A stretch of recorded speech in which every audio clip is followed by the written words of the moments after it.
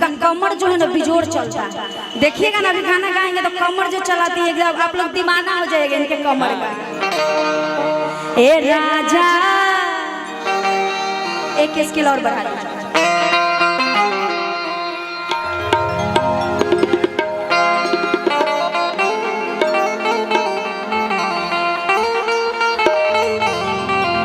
यहाँ का सब आदमी खूबसूरत है, लड़कों सब खूबसूरत है, लड़की सब भी जो जा रही है सब सुंदर सुंदर है। क्या करें अभी तक एक को पता नहीं है। देखते हैं भागलपुर का बात ही अलग है, सब लोग खूबसूरत नजर आ रहे हैं। आप यहीं के हैं? बाप रे बाप। अच्छा देखते हैं, आइए सोनुआ का करिए आप सबके बीच। ए राजा ए राजाऊ सोनवा के सिकरिया आ दिल्ली शहर से लइहा थोड़ा सा एनर्जी में, ठीक ना? आपका कमर के दीवाने बहुत लोग, हम खुद है, लड़का तो बाद में होगा का जी। हम खुद दीवाने हैं, गजब चलाती है तो देखिएगा तो आप पागल हो जाइए। हम तो इनका कमर धानी के दीवाने हैं। पागल होके नहीं जाना, एंजॉय करके जाना है। वैसे कहा गया है, बोल चाल में नहीं होता है कि भाई एकदम धूल उड़ा दिया, पागल कर दिया। तो पागल नहीं करना है, थोड़ा सा आराम से, लेकिन कमर का कलाकारी पूरे दिखाना है, ठीक ना? कि ये राजा ए राजाऊ सोनवा के सिकरिया आ भागलपुर से लइहा आ दिल्ली शहर से लइहा हो आ भागलपुर बाजार से लइहा हो।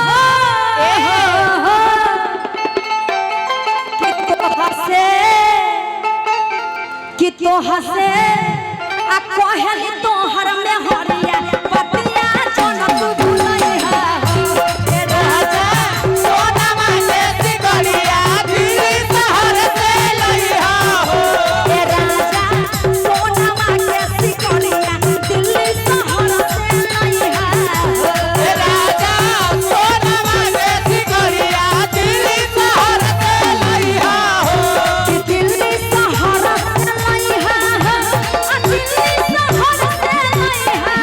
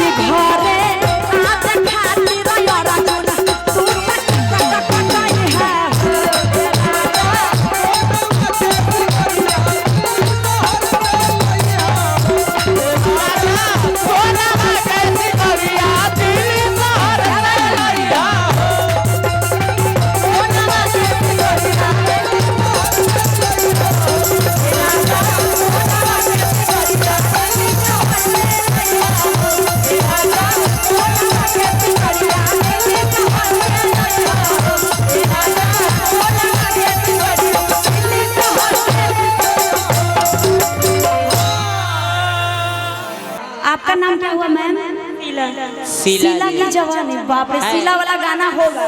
शीला जी इन्हीं को देख करके वो गाना बना, शीला की जवानी। आपका ये तो बहुत सारे गाने में, मेरे गाने में भी मॉडलिंग की है, बहुत अच्छी नृत्यांगना, बहुत अच्छी मॉडल है। आपका नाम? रितिका। रितिका जी, पेट में था मुंह में नहीं आ रहा था इसलिए पूछे। बहुत पहले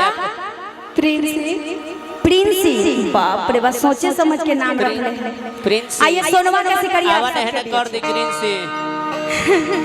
आइए सोनवा कैसे करिए। और हमारे म्यूजिशियन का बार बार स्वागत, आप सब बहुत ही अच्छा संगत कर रहे हैं, बहुत ही अच्छा लग रहा है। आइए सोनवा कैसे